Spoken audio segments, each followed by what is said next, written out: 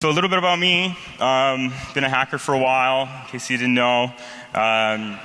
One of the tools that I've written recently, it actually started way back in DEF CON 22 as the process detection mechanism for detecting processes in physical memory by page table detection. And there's a lot of reserved bits that you needed, and because of characteristics about how the page table is organized, in particular the self pointer, I could detect all these processes. And then we were pointing up at the screen, and we were like, oh, because there's a VM running, and it could even detect the processes in the VM, nested wise. And that gave me the idea to kind of keep developing the tool or the tool set. And here we are a few years later with something I think is pretty cool. You'll see it at the end, hopefully, but it's all on GitHub right now. It does a full integrity checking of code pages in memory, and you just golden image your VM, and then you can check it anytime you want. So that's going to be like, hopefully we get to see a little demo. Overall, the outline of what we're going to talk about today is how to fuck forensics, how to unfuck it. I don't know how much any of you guys have done forensics, but it can be a very frustrating proposition. There's a lot of tactics used by adversaries to misdirect you, to cause you to do extra work, and cost the people a lot of money and time. So overall, there's been a lot of techniques over the years. I've got a couple slides on like a breakout of different things that I borrowed from another presentation. But last year, in 80, did this AF presentation, like as fuck, but it means anti-forensics. And he did this interesting mechanism to break certain tools.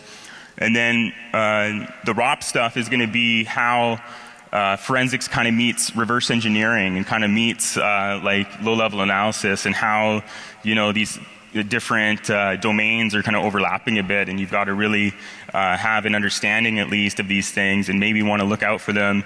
And I got some references to some other cool tools one of the guys from Cisco Talos did recently. Pretty awesome.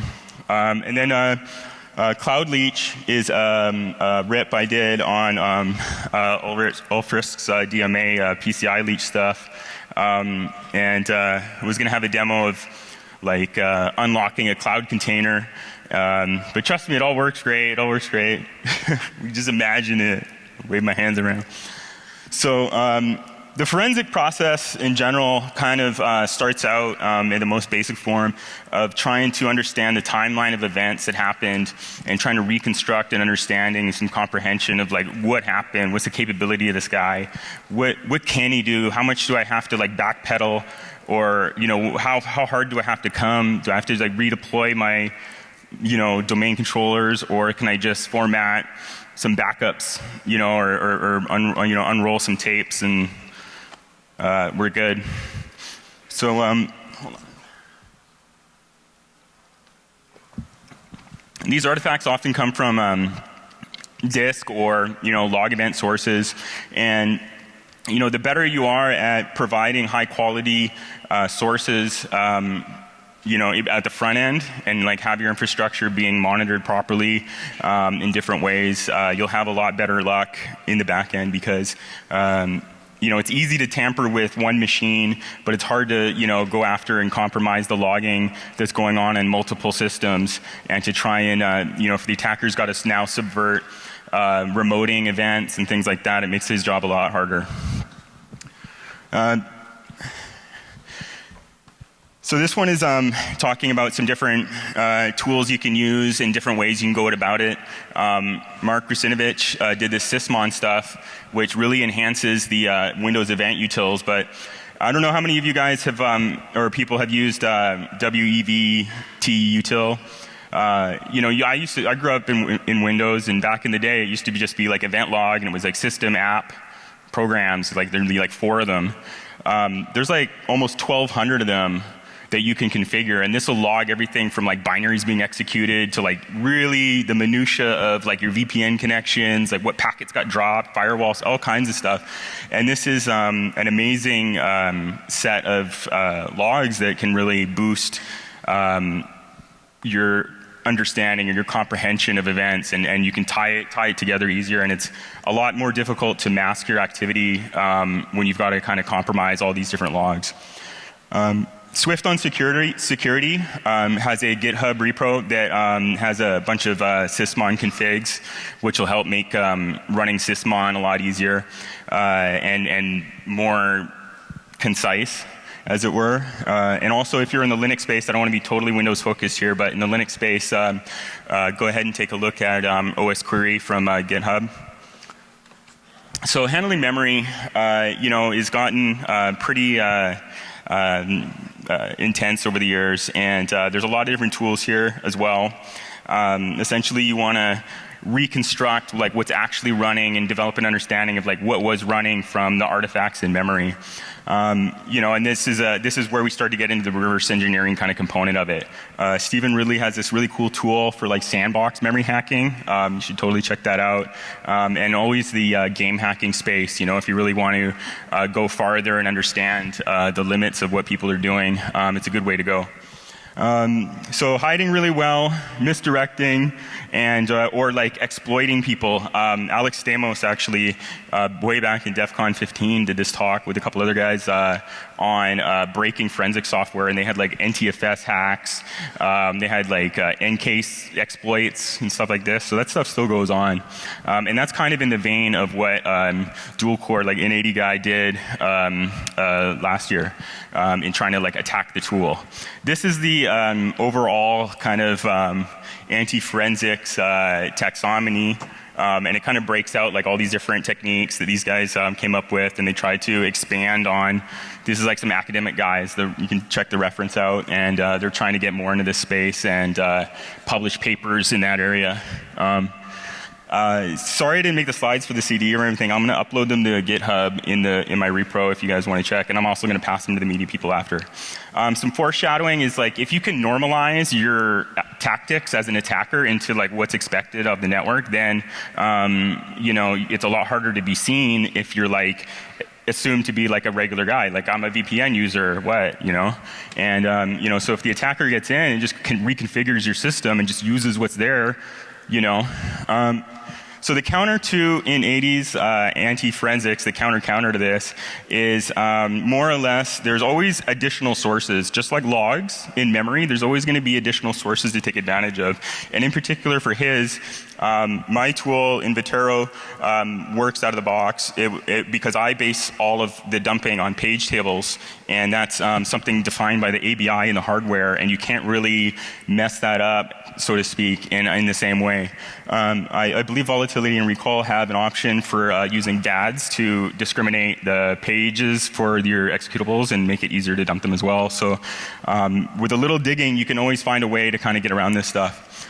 So the ROP, I know I got to make this really quick. Sorry, I burnt up so much time with the monitor. Anyhow, the monitors, the ROPs are, becoming, they're an attack exploitation technique, but now it's being seen that they're actually becoming a persistence method. So Gargoyle was like the public example of like how to interact with a ROP and make a persistence threat out of it, as opposed to just like an exploit.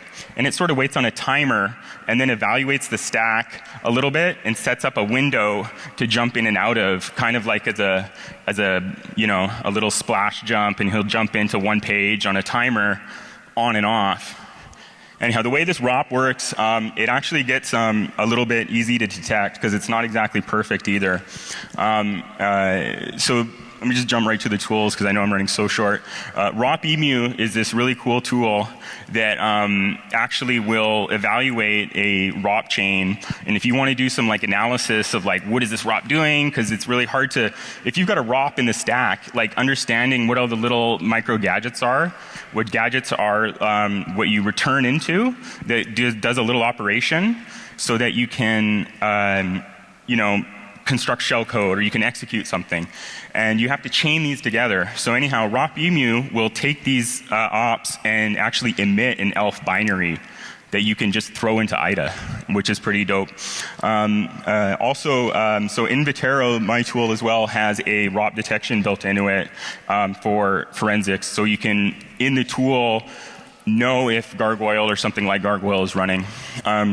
Lots of different injection techniques over the years. A lot of these are kind of variations on a theme. More or less loading a binary up and then like using part of the address space to inject your own code so that you're hiding again. Always these attackers are going to want to hide in something that's in the, hiding in the trees or in the grass or whatever else. So another one, sorry to keep going like this. This is, so in a sense, the PCI leech is kind of like a code cave attack because it's an inline patch.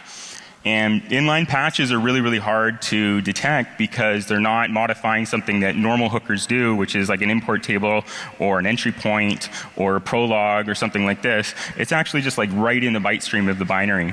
So unless you're actually reverse engineering or dumping like the whole address space of the OS to the, and manually going through and auditing it or something like that, you're going to have a real hard time understanding if you've been comprehensive and if you understand everything that you're looking at in terms of a memory dump. So that's where kind of integrity validation comes in, and this is the feature that I released just a couple weeks ago.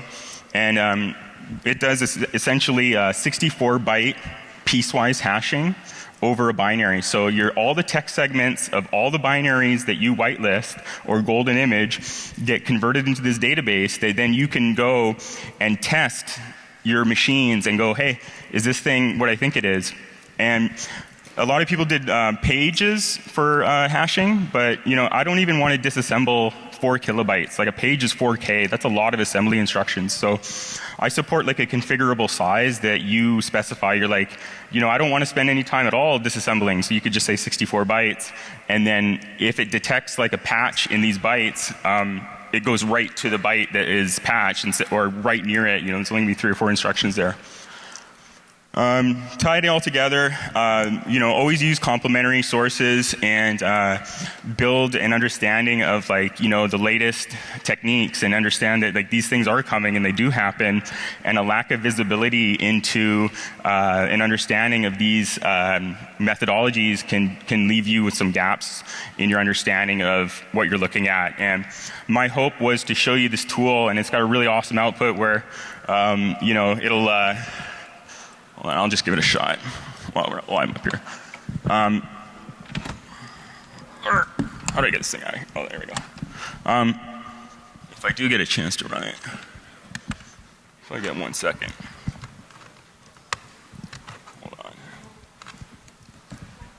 Oh, that's the wrong cable. No. Oh well. They don't have it. Nuts. Wah-wah.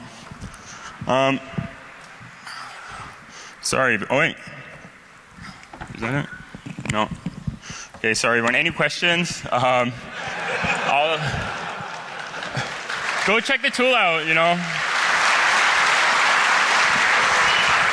Full integrity checking, golden image of your VM, and I also have live editing. If anyone's ever used PyDebug, I've got a similar concept where I reflect all of the native kernel, all the symbols I reflect into IronPython, which is .NET. So you can basically go like eprocess dot image path name equals foo, and it can write back to the memory image that you're looking at. So you can suspend VMware, edit it with this tool, and then resume it, and then whatever will happen in the kernel will happen. And the thing that will protect you is normally you've got to set up BCD entries for debugging. But if you're dealing with an advanced adversary, that'll actually tip them off that they're in a monitored environment. So when you configure the BCD debug, it changes the kernel and whatnot. So that was the concept behind the passive active memory hacking. Give a shot on GitHub, and thanks again, everybody. Thanks.